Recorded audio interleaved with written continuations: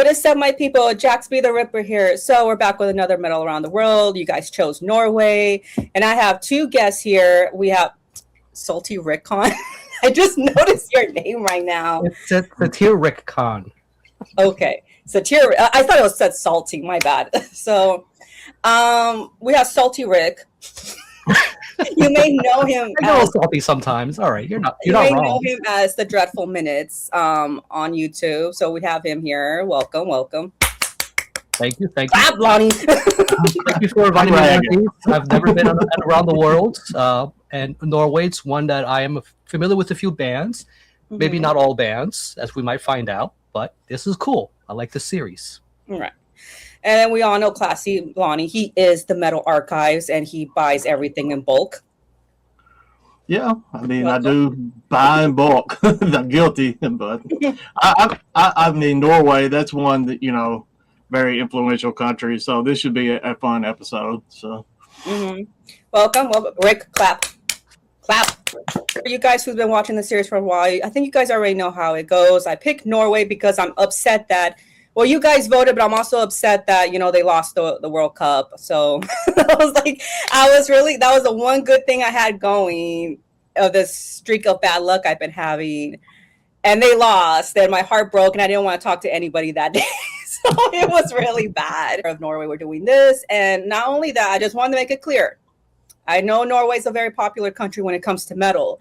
And I've been telling you guys, I know it's been a while since I did a really popular country. I'm not going to touch on the subjects like Immortal, Mayhem. I'm going to talk about that, okay? We're not going to talk about those bands, Varg, with Burzum, even though I do have OG Burzum CDs.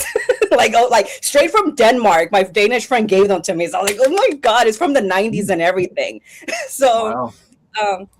But anyways, yeah, we're not going to get into that because they're already popular. Why are we going to talk about them? And the point to Metal Around the World is to try to talk at least what we think we haven't really heard of or is like kind of underrated or is maybe even coming up in the scene. So, because there is one band that is coming up in the scene. Should we include a quick map of Norway so people know where it is for those who can't find it? Okay, sure. Right next to Sweden. Right there. So for anybody who is not familiar where the whole Viking region is, that's right there. Those two are the big ones. Really quick info about Norway, because I always usually talk a little bit about the country. It's worth billions in oil. They're one of the richest countries. The way that happened, I'm not going to get into the boring historian details because it's more complicated, but basically Denmark was like, oh, I don't want all this ocean, I'm going to give it to somebody else and make it their problem. They sold it to Norway because they were like, Norway, you're such a cool place, here, take it for I don't know what price. They decided to go discover since it is their area, and they found oil. The end. Wow. And apparently the Swedish, I think, takes their fish. No, that might be Norway too. Huh. I feel like, I don't know my history or how the politics work with these countries, but do they get along very well in general? They do. They don't have it like majority of the rest of the world, which is there is that extreme racism. They actually do, I think because nobody talks to each other. That's why it's a community where it's don't talk to me. And I love that. Because I don't like people talking to me. They're not going to find that country style, hey there, neighbor. I hate that shit. I could never live out in the country. Do not talk. You would hate it here. It's like our relationship with Canada. I think we just think they're too nice. I believe it's pronounced Nachash or something like that. Nachhash. You guys know which ones I'm talking about, right? Did you take notes? Yes, that was the late one, wasn't it? The last one you. Yeah, that was. Okay, that's right. Cause I sent it to you yesterday, right? I guess you could find it with all capital letters if you guys were to look for it. They have 2 full lengths, an EP, and a demo. They've been around since 2011 and are still active. I think the name means snakes, if I am correct. If not, then somebody correct me. I listened to. I think it was Phantasmic Truandy and Eschaton Magics. Those were the 2. The first one that came out, I believe it was I'm just gonna call it Phantasmi. That one came out. That one was more thrashy. It was more thrashy, even though I believe they were on the black metal side. Yeah, they had like a little bit of black metal, but you also hear like the thrash in the background, and as well as maybe a little bit of British heavy metal that was mixed into it. So you see like those three combinations in Yes. it. This is the 2018 album. Oh, that's the one I'm talking about. Yeah, that's the one I'm talking about right now. Okay, that you were referring to. Mhm. And I think there was a Yulani that they dropped an album last year. So wait, because you said they had two full lengths. The That should come Magics, I think. yeah, that That should come Magic. Mm-hmm. And that one, the one I just mentioned, it's more of like the typical Norwegian sound, but that one kind of has like maybe like a little bit more 80s thrash in it. But the one thing I noticed about this, it didn't really sound like traditional Norwegian black metal. I know when I was reading the comments, a lot of people were saying it would sound more like the Czech side and the Greek side. The only thing I know about Greek metal, it's been a long time since I've done metal around the world, Greece. Rotting Christ, that's it. I think I covered more power metal bands with that, or trad metal bands with Greece. So that could be the only thing I could compare it to. I have not gone to Czech Republic, or I think it's just Czech now. I haven't been on that side yet. Rick, why don't you go? Yeah. I think this is a band that it drew to me because, like you said, they didn't sound like your traditional black metal band. They didn't sound like Dark Throne. Didn't sound like any of the bands that that people will immediately come to mind.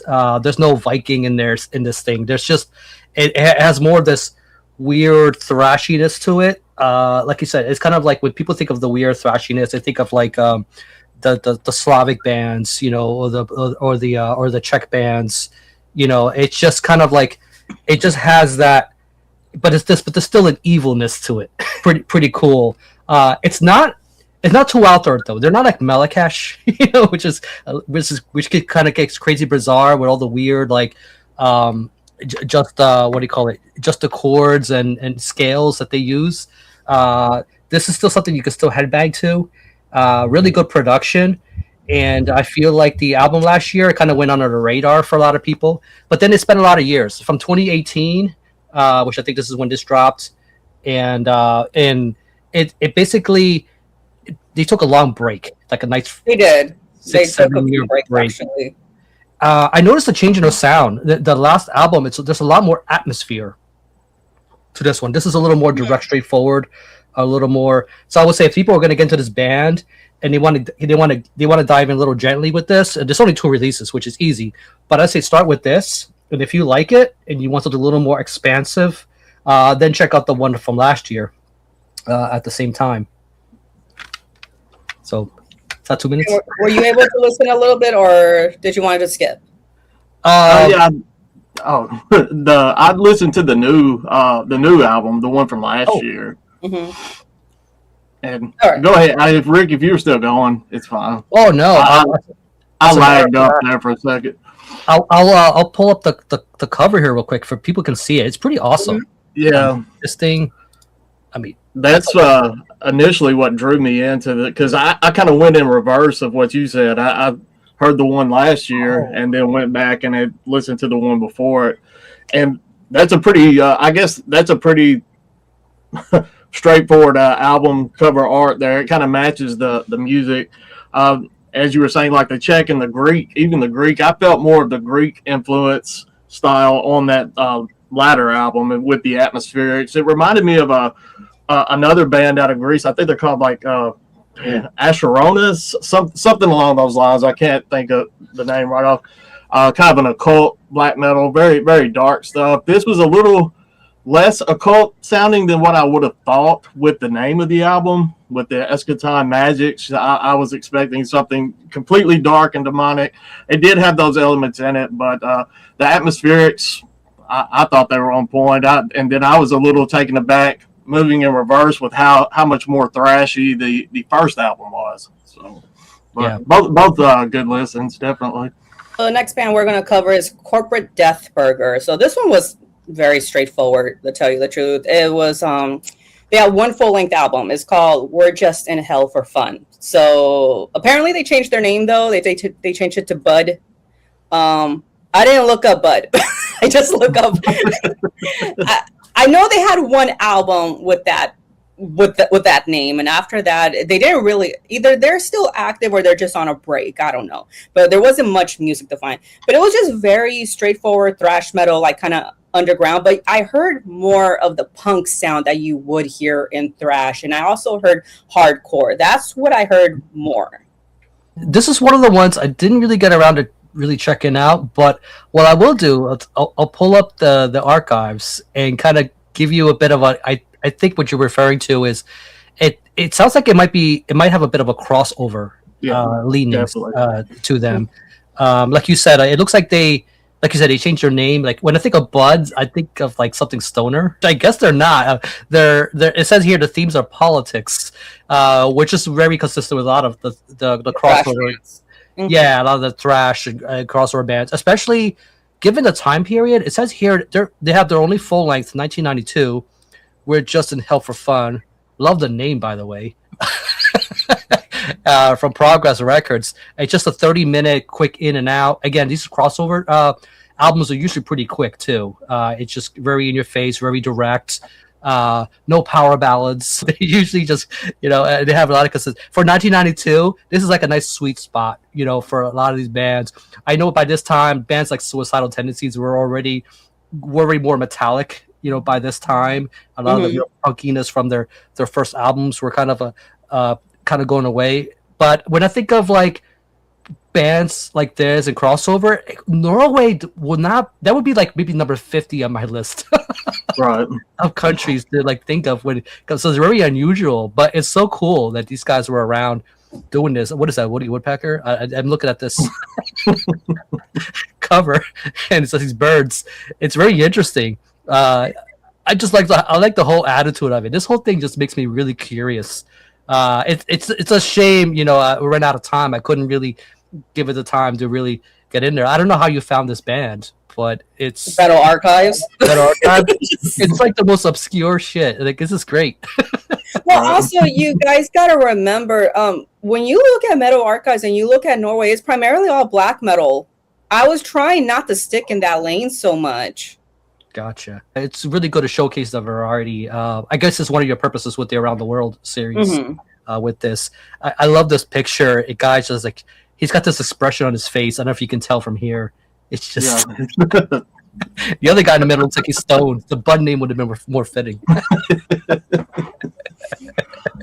I mean, I didn't spend a ton of time on it. For what it was worth, it was a fun. What I got to listen to, the material is a fun listen. It kind of reminded me of like Cro-Mags if they went a little goofy, like if they wanted to have a little bit more fun, if they weren't so serious about their topics and stuff. It was like Cro-Mags had been listening to a ton of pizza thrash and then put out an album. It's kind of the feel I got, but it was fun for what I heard. I mean, not my usual go-to kind of stuff, but I enjoyed it. It's so quirky and just so out there and obscure. I'm just curious enough to dive into this because I know nobody's going to have this.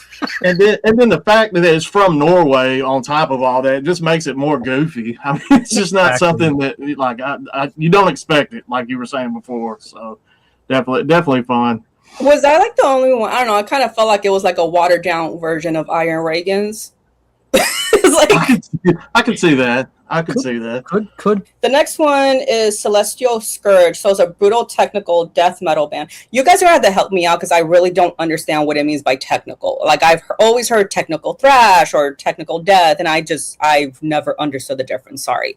So we have a few singles, one full length. They did blow up like during the COVID virus lockdown. So and now they're like one of the biggest bands in Norway right now. They're like the one album that really put them on the spots is Observers of the Inedible. Honestly, the album just has like a good range of like high and low and vocals. The snarls were I cannot say that. Snarls were good, but the album was short. It was like 31 minutes. And I mean, if you want to listen to more, just play it on loop. That's what I do when I'll be listening to short albums. But yeah, I mean, it was a pretty good, like, I also felt like the vocals kind of went really good with the whole like celestial alien type of style. They were trying to go, oh my God, they almost remind me of that one band. Forgot the name. Blood Red Throne? No, I'm just kidding. No, I just listened to them not too long ago. Anyways, go ahead, Rick. Let me look up the name of the band. I'm going to predicate this with, I'm really picky when it comes to my technical stuff, my technical death metal. I do enjoy some of the bona fide classics like Necrophagus and whatnot. And then here, I'll pull up the old archives here. Cool logo, by the way. Like how, I love just how nasty that is. It looks like this is a bit of a super group, even though they're shown to have one album came out last year. It does have Blood Red Throne members. That's why I made that joke. Yeah, Labyrinth is Stellum. That's what I was trying to say, but not as good though, because that band is really good. So that's what I was trying to compare them to. Well, if it's gonna have members of Blood Red Throne, I would expect, I would have very high expectations for this, just because, because again, you want to talk about bands that are not too big and popular. I think this is one way for the popular bands to start back at square one, is to start as a little side project. And this is like one way cut to do it. And people might think this is like a whole new kind of band, but really consists of other members who have, their own other bands kind of going on. And it just came out last year. And I'm wondering why I haven't heard of this. And it's because they're on Time to Kill Records, which is a label in Italy. They do a lot of short runs, and they suck with promotion. Like, they're not, I get it, they're not as big as Nuclear Blast or whatnot. They're gonna have the budget to push this kind of thing through, and maybe that's what they want. They're trying to stay in that more underground. They're not trying to be this big commercial thing, which is ironic because their sound is pretty big, and they've already gone like if you're to read like some articles online, they're hyping them up. This has some pretty killer artwork too. Alien weirdness with the the bug and shit. Like it's just crazy. You kind of know what you're getting. When you think of bands who do this kind of thing, I mean, I look at this, the theme of the artwork would be very appropriate. I will kind of know what to expect with the sound. I would expect something like Origin or whatnot, which are another one of those bigger, more popular bands. People have gotten really picky with this kind of thing over the years, and I think they would expect pretty good production because it's very easy to get lost in the technicality of it. Sometimes a 30-minute album is just a good enough runtime. But I'm looking forward to see, kind of giving this more time and just really seeing because I think they're here to stay. I don't think it's going to be a one and done kind of thing. I went into it. I knew that it had members of Blood Red Throne going into it. That's why I made that lousy joke earlier. And the Blood Red Throne influence is there. I mean, it's a different style of death metal completely, but I see it in there. It's a much more brutal version, I would say. They don't get overly, I mean, the technical aspects are there, but you're not going to get just noodled away through the majority of the 30 minutes. They manage the time on it pretty well. I'm getting to be a bit of a brutal death metal snob just from the fact that I've gotten so many huge grab bags. Like, I've done 2 of the Severed Records 100 CD grab bags, and after a while, man, everything starts sounding the same. And there were a few moments on this release where that kind of fell into that category, but the technicality parts actually set it apart and got my attention back on track. So they definitely have that going for them. Definitely looking forward to seeing where they go forward. I mean, they had the one EP that came out a couple of years ago, maybe 23. That was a pretty decent start, but the full length is there, and looking forward to see where they go forward from this. But definitely, if you're into brutal death metal, I think you'll enjoy this album. Right, so next one up is Hades Almighty. So this one has a strong history. this one's a very strong history one. Black metal band formed in 1992. The one of the guitar players and one of the members, Jorn Ing Tunsberg, was convicted along with Varg while doing the whole church burning, and he did a lot of the guitar for one of the albums, which is the one I'm about to mention right now, because I don't know which albums you guys listen to. But Dawn of the Dying Sun, he did a few of the guitars while he was in prison. I wonder if he was next to Varg the whole time when he was doing that. That album had to have been my favorite. It's long. It's like an hour long.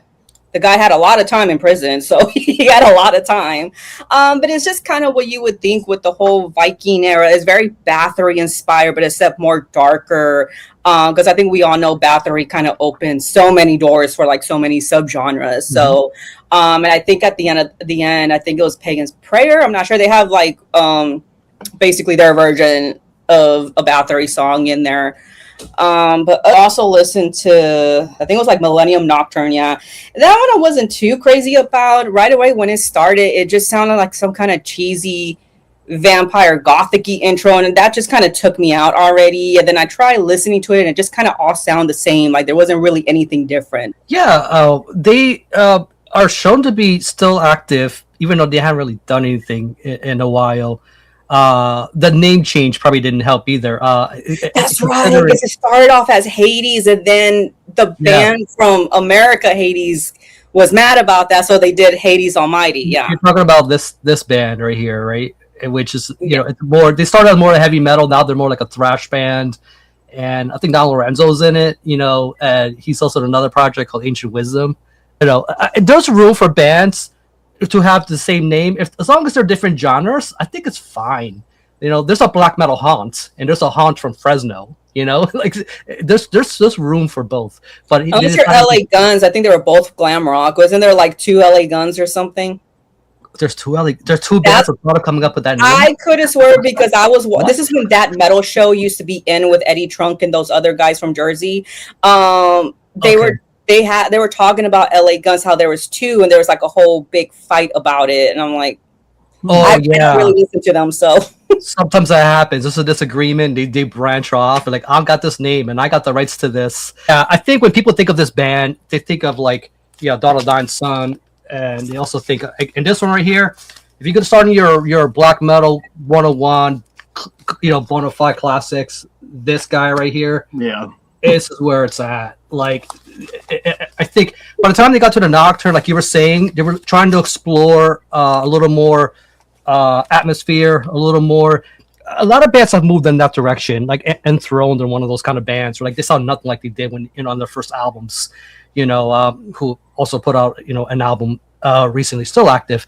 But Hades Almighty, I have a feeling we're going to get a surprise drop from these guys, like just out of nowhere. I feel like it's the other members, like you said, like Jorn, who played in Immortal in the early days, and they were kind of like, these guys in the Norwegian scene were all part of the similar clique. They all kind of knew each other. They're probably all from the same neighborhood across the block. Like the Dark Throne guys and the Pulse of Decay as full length. And then there's an EP that showed up in 2015, which I don't have, interestingly enough. But here it is. But Pyre Era Black. I would love another full length, though, and a bit of a return back to their heyday. But I know that might be too much to ask, because a lot of bands, once they moved on, they really moved on. They're not really going. But this is one that I think was a really good mention, because I don't hear a lot of people bring this band up all that much anymore. Only amongst the cultists who are like talking about the 90s heyday, and Hades Almighty. And when they mentioned this band, they didn't use the Almighty that much. It's just the Hades just kind of just stuck. But yeah, really good production. I love how raw that stuff was, but without being so, what do you call it? You can still make out everything. The riffs are still powerful. The vocals are not too upfront in the mix. There's just a lot of darkness in there, a lot of power, I think, behind their sound.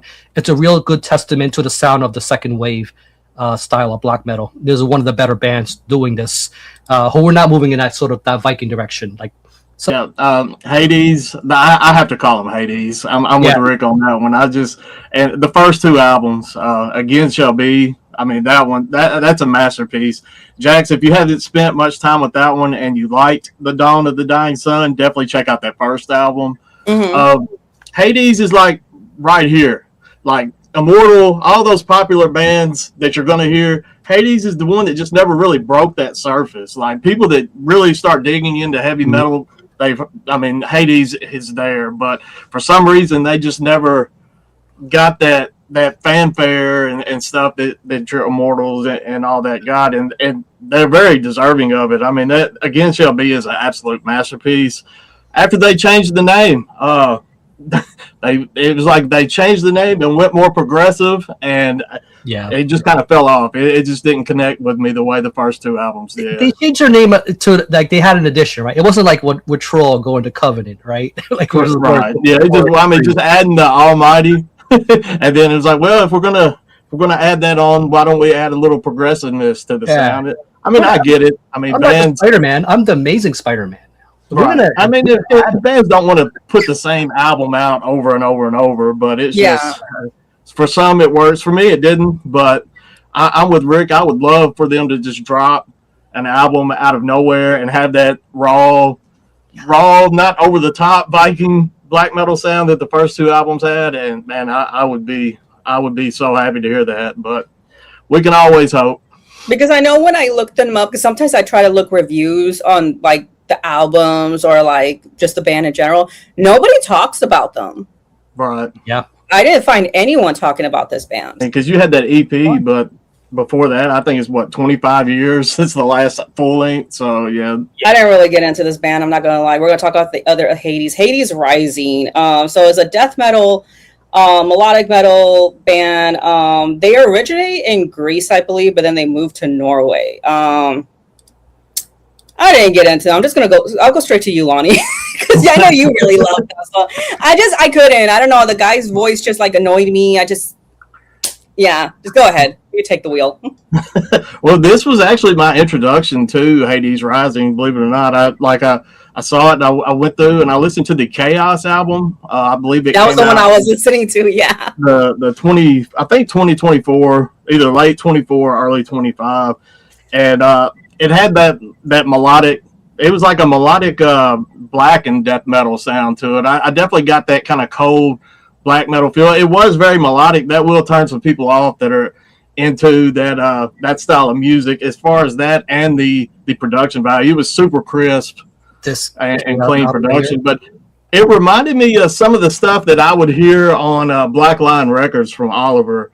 Some of the stuff that he's put out over the years, like Wormlight, that was one that kind of sounded. There's a few more that like my mind's going blank. It's late for me. I'm old, but I enjoyed it. They had a music video for the title track of Chaos, and I ended up watching that video, and I thought it was enjoyable. I'm actually going to look more into the band after we get done, because I haven't checked out a ton on that first album that he's showing up on the screen now. But the 2024 full length, I dug that one quite a bit. I gave it a couple listens. They're not on a label. It looks like they're independent, which is probably all the more reason people may not know.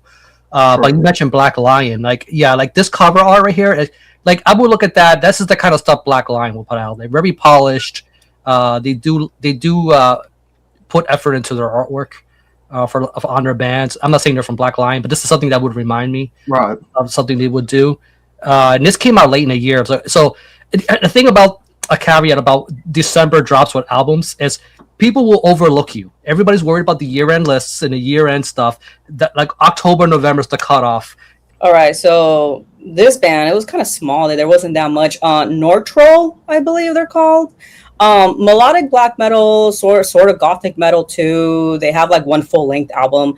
It's kind of straight to the point almost. But yeah, I think the only thing that I could really say about this band, what made it gothic-y, not really musically to me, but the vocals, yes. I can't name gothic bands on the top of my head because everybody knows I'm not really into gothic metal. But yeah, vocally, I could see how it is. He kind of has like that kind of drawn out voice. But other than that, musically, I don't know. I didn't really know how to feel about it musically. It just it was just your standard kind of like black metal. That's it. Like standard black melodic metal. Yeah, that's as much. If anything, the voice was the one that stood out the most to me.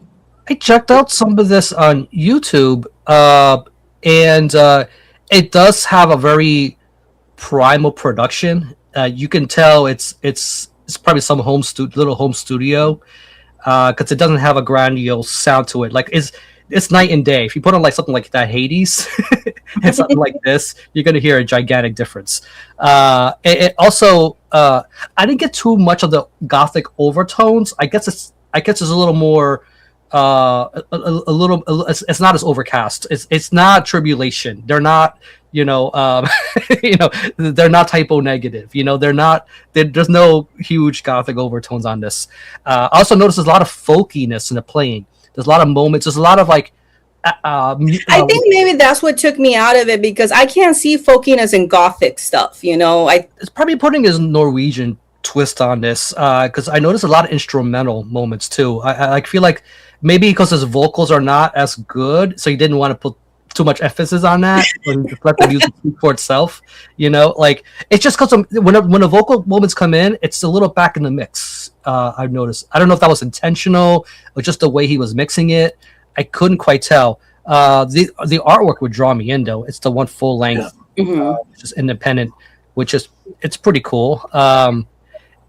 It's just something I would put on and listen to all the time. Not necessarily, but I appreciate the craft of, you know, this individual. I think his name is Martin R. Lund.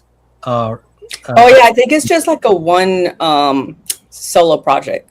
Yeah, I forgot to mention that part. Interesting. It's an independent guy. Probably has a home studio. Put this project together. It's probably material. It says here since 2019 he's had this thing active. He's a little versatile with the instrumentals, but he's got a lot of black metal influences. He likes a little somberness in his stuff. So here's a bit of the gothicness to it, but again, not too much of that. So even if you're not really into the gothic, this wouldn't steer you away for that reason, because it's I'm glad you showed that cover art, because I love that. I think the cover art was probably my favorite thing of the album. I think, as you said, it was probably a guy with his own home setup studio. And sometimes, I mean, artistically, a one-man project, that's good because you can do whatever you want. And sometimes it's bad because you don't have people to rein you in or steer you in other ways as far as musically goes. I think he kind of suffered from that. The title track, man, I listened to it first, and it seemed like it took forever for the vocals to come in. And then when they actually came in, I was a little bit let down with the actual vocals. It seemed like someone wanted to take maybe the vocals from the band Night and add a folky twist to them, and for me, it just wasn't doing it for me. So that's about all I got for Nordro. I kind of would have to agree with you there. It's a one man thing. You can't always be good at everything, right? It's like you have strong guitars, or you got to really strong vocals. Or maybe your drumming is not quite there, so you got to rely on a drum machine. There's always some compromise, I think, with a lot of these guys. All right. Sorry. I'm kind of choking over here a little bit. Allergies are acting up. I usually get like those throat itchy allergies because right now it's like really dry. I forgot to write down stuff for this band. I think we got two more. Technically, I have one more to add that I totally forgot, but it's been a band that I've been listening to for years, or solo project, I guess. Anyways, maybe you guys have information on this one. Once Awake, honestly, I just like whatever I could write down real quick. I just put down groove metalcore, and they've been around since 2004, and they have 5 full-length albums. It's very straightforward metalcore. That's all I can really say. But then again, I forgot to write stuff down, so I'll leave it to you guys. Right away, I look at this logo. I'm like, yeah, this is definitely.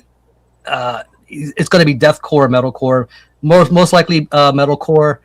I got a very modern sensibilities with this band. When I think of metalcore, I'm from the school. I was cut from the late '90s.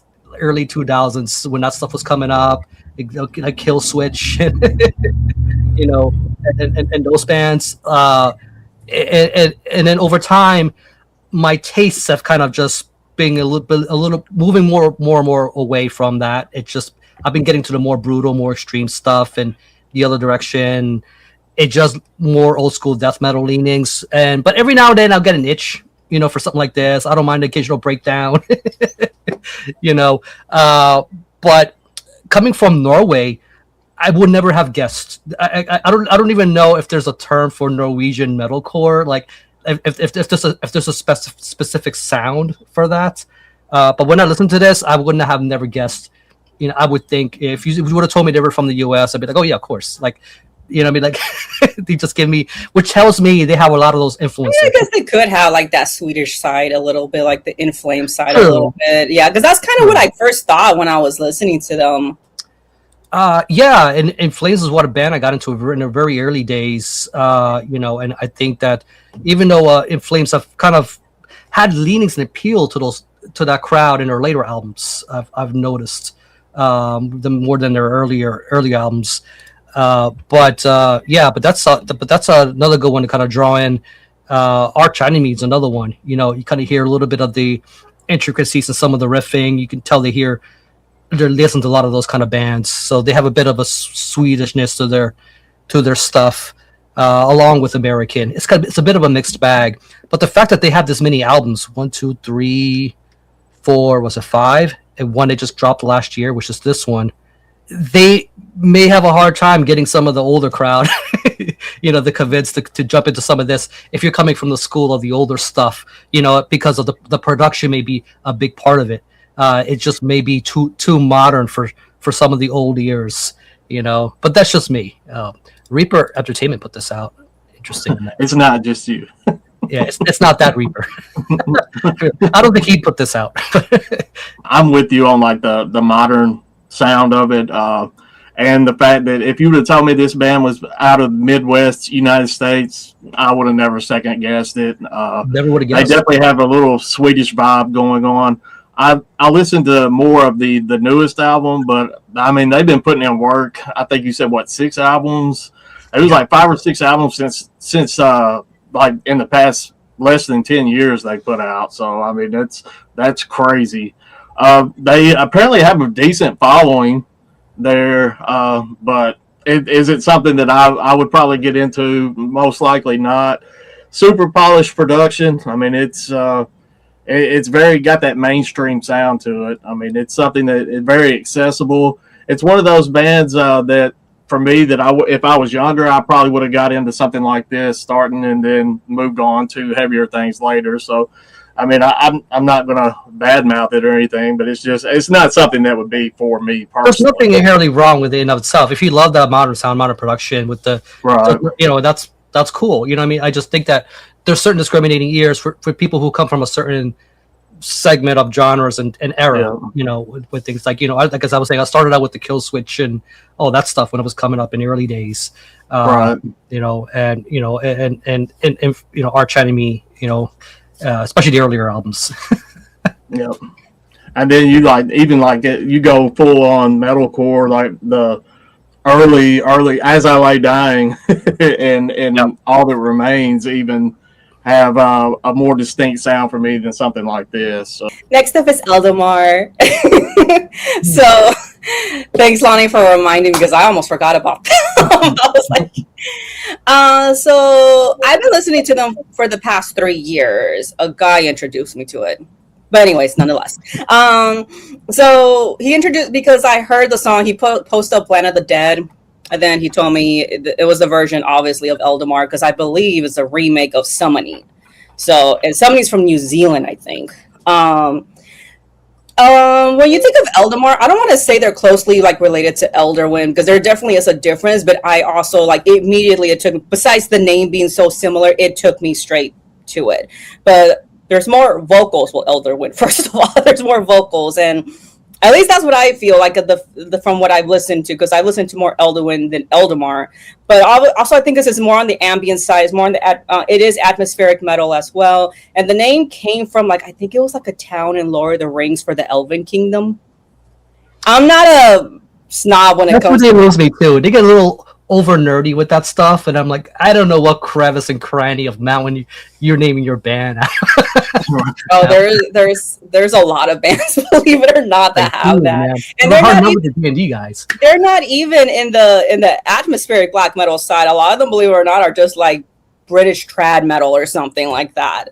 So basically, the inspiration with Eldamar is more just on the fantasy side. That's where the inspiration. You're going to hear the whole nature-y kind of sound. It's not really a heavy sound or anything like that, but honestly, I think sometimes the problems with Eldamar is just because there's too much space in between vocals, and sometimes it could kind of put you to sleep. It's a good thing though. It's your meditation music. Glad you brought this up, because this is a project I do dig. It's mainly a one-person thing, but they have live musicians, kind of like the way Panopticon, the way he does this stuff. And this right here, like here's the first album, like the Force of the Ancient Land. So if you're gonna get the reissue, it's gonna look like this. If you have an original, right? Like here's a picture of this album when it was originally dropped. Look how ugly that is. It's just completely just raw and just. It looked like something like Nightwish would have done, like in the raw days. The difference between this, I can see why they did a different image, because this captures more of what the beauty is and that sound, like where you wouldn't get it from this. This looks more folk. At least I would expect that coming from a band like that. But from something like this, I think you mentioned like Summoning, right? Like just a band from New Zealand called Sojourner, and they're really good, and they also have a lot of that beauty and the female vocals kind of in with the atmosphere. We're Summoning, I think they're from Austria, and they're one of the people who've been kind of leaping off of that sound, and it's just, and you can tell, like, you got projects like this that are kind of really kind of inspired by that school. I think Summoning, like you said, kind of really took that branch, and everybody kind of expanded on it. And yeah, Northern Silence put this out. They're another label where, like, they put a lot of really good stuff. But like you were saying, there's a lot of moments where it's a lot of just ambience and instrumental. It doesn't put too much emphasis on just the vocals. It's there, but it's kind of this, it's there when it needs to be, but it doesn't overwhelm you. And then the female vocals come in every sporadically, and it's very beautiful. Sometimes it can be haunting, depending on the track. So yeah, again, this is the debut, but it had an album that came out last year. It was a part of a 2-part series, the Astral Journeys, part 1 and part 2. And for those who don't know, like, okay, so this was the last one, and you just look at that. Who's that artist again? He does all the the paintings. It was a Lewandowski. Who passed away. But this is another one of his artwork. But it really, really beautiful. It just captures a lot of that stuff that I really like. And coming out of Norway, like, I don't hear too much of this kind of stuff coming from there. At least not in my collection. But glad you guys brought this up. I will honestly have not thought it was like Norwegian, to tell you the truth. Yeah, like when I first heard Elmar, I thought it was going to be Russian atmosphere. It had a Russian. It does have that Elder Wind sound but I think that's all just branching back to Summoning. Summoning was kind of the band that kind of laid the groundwork for all those. You compare those, I love Elder Wind anyway, and the vocals on Elder Wind, I think, are better than Eldamar. But for me, the first 2 Eldamar albums, The Force of the Ancient Land and The Dark Forgotten Past, those are my 2 favorites. I saw he showed the one from last year, the Astral Journey Part 2. Astral Journeys Part 1 came out, I think, in 2024. And they kind of shifted to more of like a spacey, it says existentialism on Metal Archives when it talks about them. I do like those albums. Some people enjoyed those more than the early stuff. I think it's just a matter of your personal taste. But when I first heard that Force of the Ancient Land, I knew that it was a band that I was going to follow from that. I think it's funny that you showed, Rick, that you showed that original artwork. See, you saw the original artwork for that.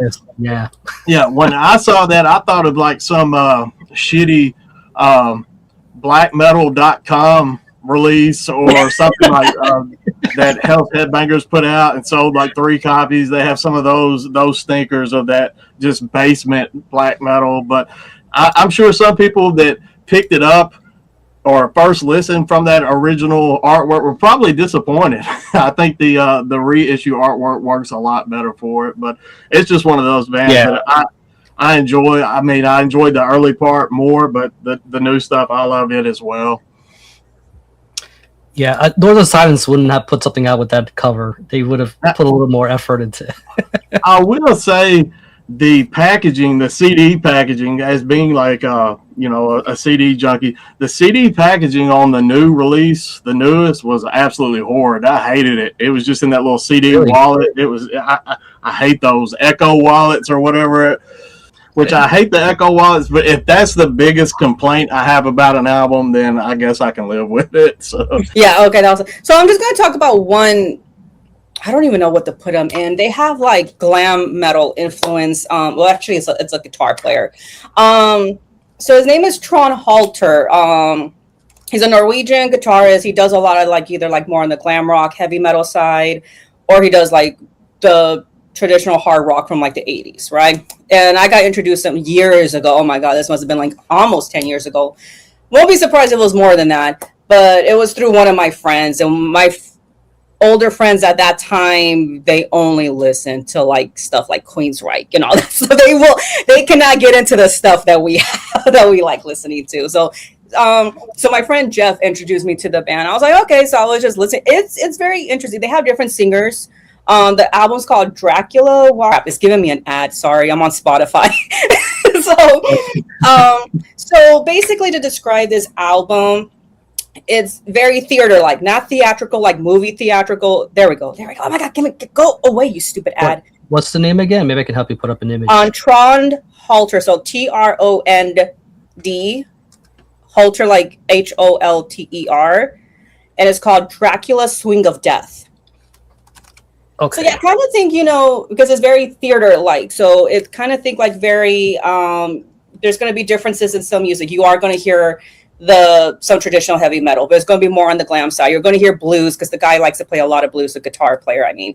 So you're going to hear a variety of that. It's going to sound kind of theatrical, almost like ballroom style, because if you look at the cover album, you'll see why.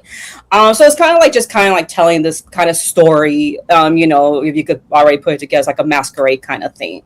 So it was one of my favorite albums to listen to back in the day a lot. Now, I'm not going to say every song is my favorite, just because kind of like Nightwish Imaginarium, like I understood why people hated it, because it was more of a soundtrack. It wasn't really like, a whole album, Nightwish, where the album traditionally like blends with each other as a soundtrack to meet that one chapter of the story. So I kind of understood why. So yeah, I wanted to talk a little bit about that. Is it this right here? Yes, that's the one. Holy crap. yeah, that is a lot going on. Wow. Yeah, definitely link that up, like in the description or the comments or something, so I can remember to come back and check that out. Yeah, I'll send it to you. I'll send it to you like a YouTube link or something. Yeah, but that came up to my mind like last minute yesterday because I was listening to it. And then I was like, should I? Because there was like another band too I wanted to talk about, but they're not really that metal either. It's more like pagan folk, but that's about it. So I was like, what, I'm just going to leave that one out. So, but I did want to mention that because I was like, well, it's more on the traditional side and it's something more different than what you expect from Norway. I'll sprinkle on one more thing. Because I was going through my stash, right? And I don't even know how to this day, I still don't know how to say it correctly. Is it Highlander? This is a 2 EP split between Highlander and Forlorn. Forlorn no longer active, but Highlander is still putting out albums today. And basically, I'm only saying it because they're of the Viking caliber. When you think of Norway and the classic bands, the big ones, Enslaved, everybody likes to bring up, but this is one that's still putting out stuff, and I feel like they get kind of pushed to the side because Enslaved are that much of a bigger bands. And then here these guys just kind of like, hey, we do Viking metal too, and we're kind of here, check us out, we exist. There's more to this than just Windier, and everybody else.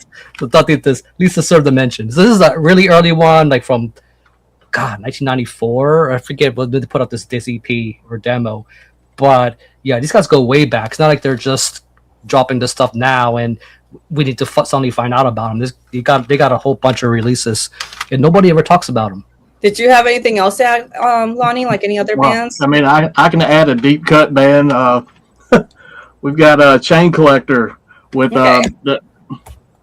with their album The Masquerade. Kind of melodic, thrashy death metal. This release came out in 2005 on Massacre Records. I believe they have some other releases as well, but this is one I got in one of those random lots of stuff that I get all the time. So I dug it quite a bit. I knew it was just kind of a weird pull for Norway, so I figured I'd throw it in there. I enjoy this album. So I don't own their other material, but this one is a pretty good listen. So. All right, I think that's about it. Another thing I forgot to mention that was an interesting fact.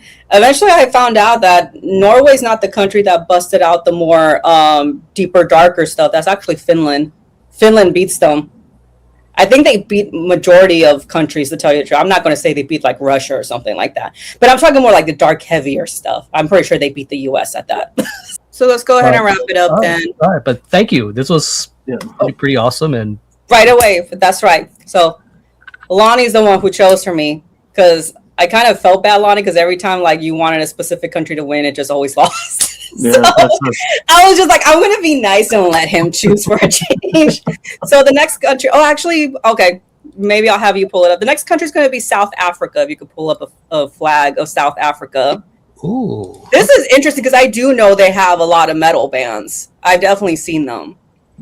See, I was for me, I couldn't really think of much from South Africa. That's kind of why. And I've got a doll in this room that I swear she keeps looking at me during this whole video. Can you show us? Can you bring her? Please bring her. No. Man, look at that. Debbie. That's Debbie. Everyone, thanks for watching. Salud. You guys got to do a cheers. Salud. And I'll see you guys in the next video.